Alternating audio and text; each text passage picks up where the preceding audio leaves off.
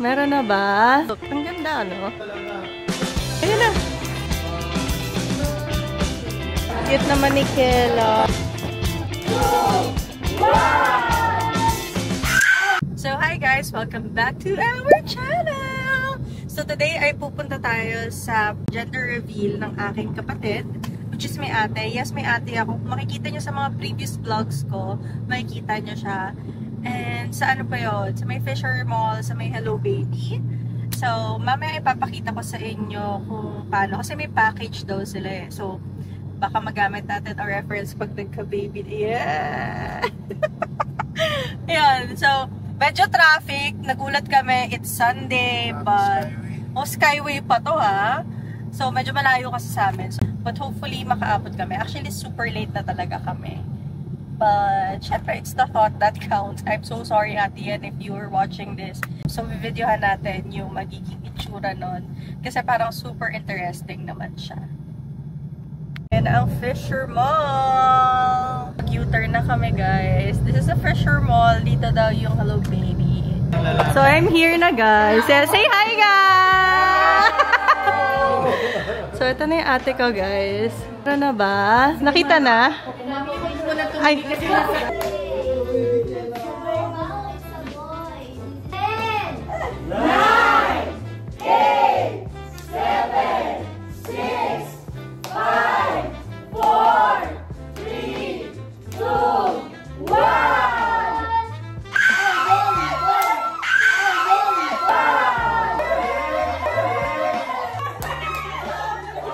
Can you feel? Masaya po. Sobrang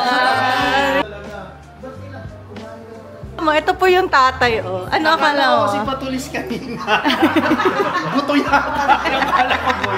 Nabasa ko lang it's a girl. Pero ano talaga yung thought mo? Akala ko talaga lalaki. Nakadapa. Ay. Oh, what can you feel? Hindi ka naiiyak? Umiyak ka na. Bigyan mo naman ng content to. Oo, dapat maiyak ka. Oh, parang na-overwhelm siya. Ay,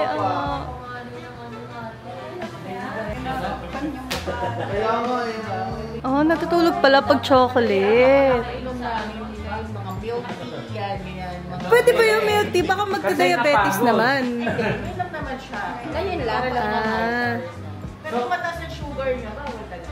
So guys, it's a girl. So, kailangan pa daw niya muna kumain dahil kailangan daw makita yung face ni baby. Bumili muna ako nitong Mulax. Hindi ko pa natitikman. Kasi tulog si baby. Oh, tulog si baby. Para makita daw yung face. Ayaw. Ganun pala yun. Tapos sabi nila, kapag chocolate daw pinakain mo, matutulog. Eh, kumain ng chocolate. So, bawal pala yun. Akala ko balik Pampa-hyper. Pampa-hyper. Pero milk tea daw kainin nyo. Ano pa? Milk tea tsaka? Milk tea yun. Pero chocolate yan. Coffee pwede. May caffeine. Pa milk tea mga gano'n. May caffeine pwede daw. So, pag magpapaganon kayo, go na. 7K daw yung ganong package. Parang 2K. Iba-iba. Iba-iba. Papakita ko sa inyo kung magkano. Ano yung feature reference? Guys, ang sarap pala nito. Yung Mulax with salted cheese. Ay, yung Mulax salted egg na ensaymada. Ang sarap, 25 lang. Pwede 25 lang, no? Yeah. Masarap. Approve. So, nandito kami sa Watson's dahil marami kaming kulang pa for our home. Guys, ito yung binibili ko lagi. Pang kilikiller. So, kuha ka dalawa.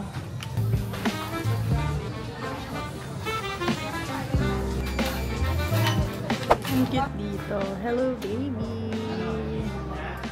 Ang cute, guys. Kasi mayroong waiting room din dito sa area na to. So, pwede kayo mag-wait. Kasi itong mga rooms na to, dito yung mga events nila or yung kapag mag-gender reveal.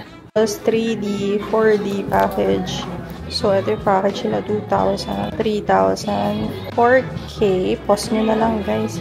7K. Ito yung kinuha nila Ate Yen. Tapos, ito yung for twins. So, meron din 4D. Meron din pala silang photoshoot dito. Genital anomaly. Ano to? 2D. Naman meron 5K. Pero basta tignan nyo na lang.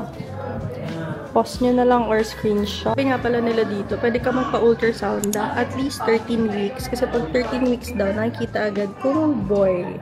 So, yun na yung pinakamahirap. Pero siguro mga at least 5 months punta kayo dito. Kung para makikita na agad yung baby. Kasi pag on the 8th month, dun pala makikita talaga yung mukha ng baby. Like yung medyo clear na.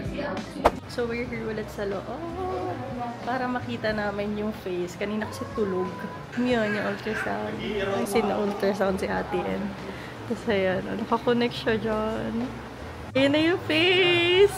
Ay! Ayan na!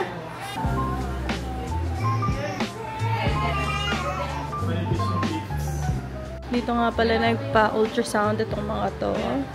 Si Rosmar, si DJ Chacha, tsaka si Kit Kat. Ito rin pala sila Pat, si V, tsaka si Vien. And it's a girl!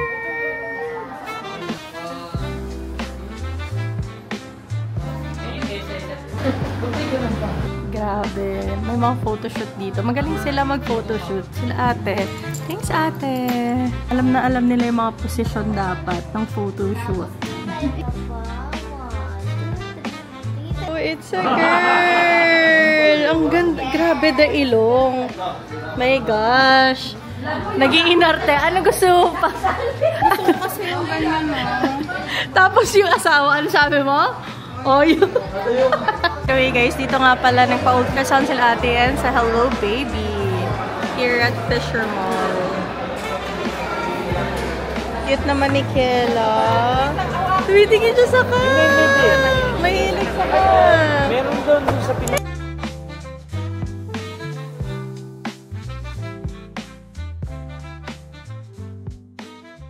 So, we are on another location na makikipagkita na tayo sa ating mga kaibigan sa Hill House Antipolo. Ang layo, diba? Mga 40 minutes away to sa Fisher Mall. But ang cute! Nagde-dinner sila dyan. And hindi na kami nakaabot sa dinner kasi nag-dinner na kami dun sa Fisher Mall. So, look, ang ganda, no? Pretty, ha? Guys, kasama ko na yung mga friends ko.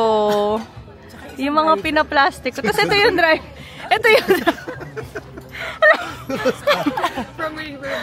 halatang malapit lang siya dito, di ba? Nakasando siya.